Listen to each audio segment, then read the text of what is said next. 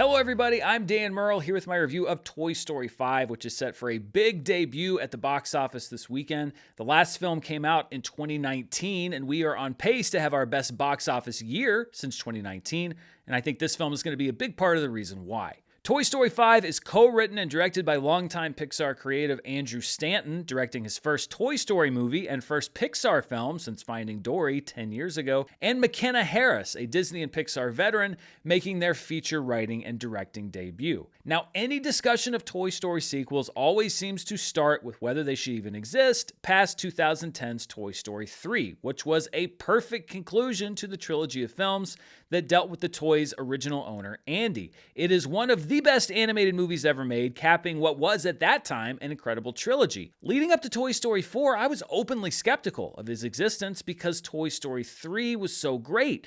But that movie ultimately won me over because it proved its worth by delivering a thoughtful look at Woody's usefulness in a post-Andy world.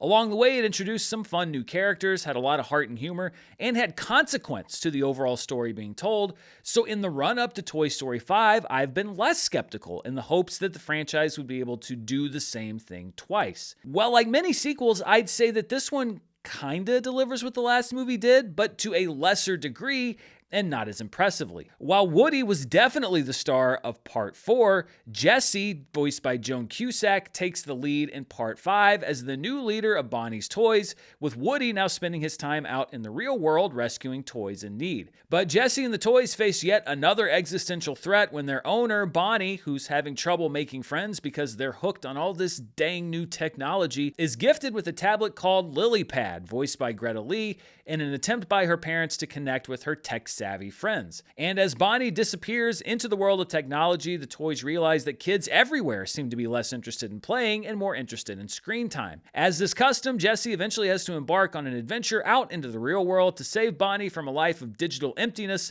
and her fellow toys from becoming obsolete for, let's say, the fourth time. Buzz Lightyear, once again voiced by Tim Allen, plays a key role as Jessie's deputy, who also encounters a lost shipment of himself, an army of new model Buzz Lightyears with enhanced features, and Tom Hanks' Woody is along for the ride, but mainly because it's obvious that Pixar knew they had to include Woody in a Toy Story movie. You could honestly write him out of the script altogether with zero consequence. We do get a revival of the Buzz-Woody rivalry as they bicker like two preschool toys, which is fun to see again, but also nothing we haven't seen before. But Woody's presence kind of underscores a problem that this franchise is facing overall.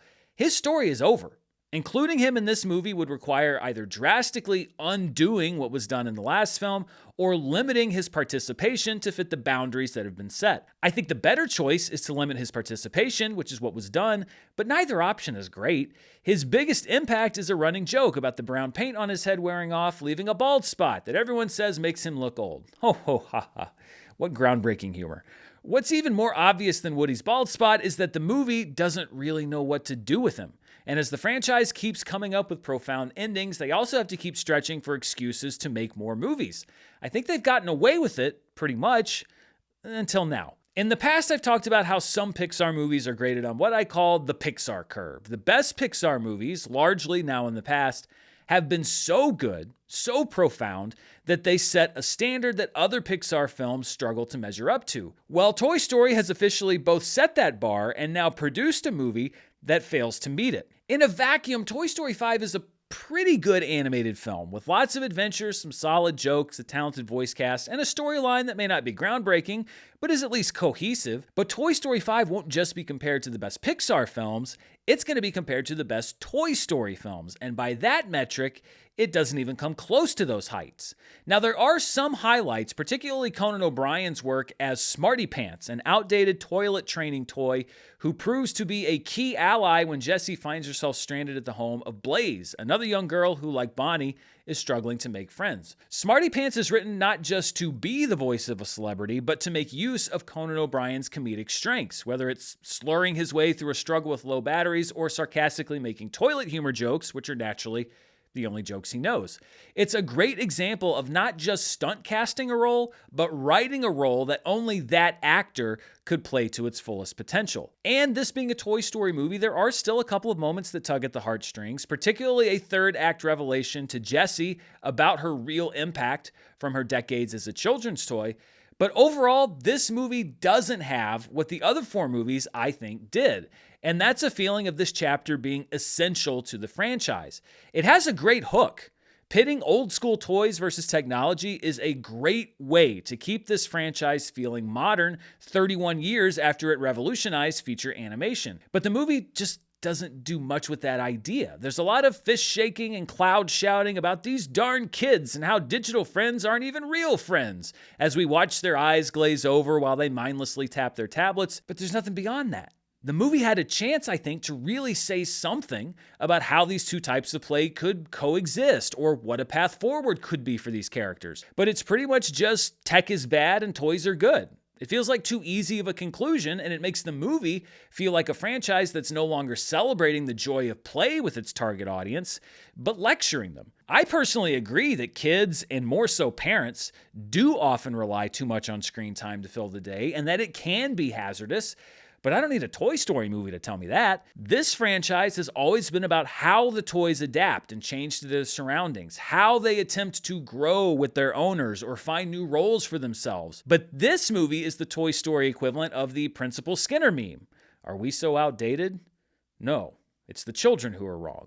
And that brings us back to the Pixar curve. I'm tempted to judge Toy Story 5 more harshly because it fails to be as insightful as the other films in the franchise, but is that fair to this individual movie? It is still entertaining, it did still make me laugh, I did still enjoy the voice cast and a lot of the writing, and I'd say it's head and shoulders above maybe 75% of the other animated films aimed at kids out there. And the target audience for this movie, by the way, is definitely kids, even though I'm sure a lot of adults are going to turn up too.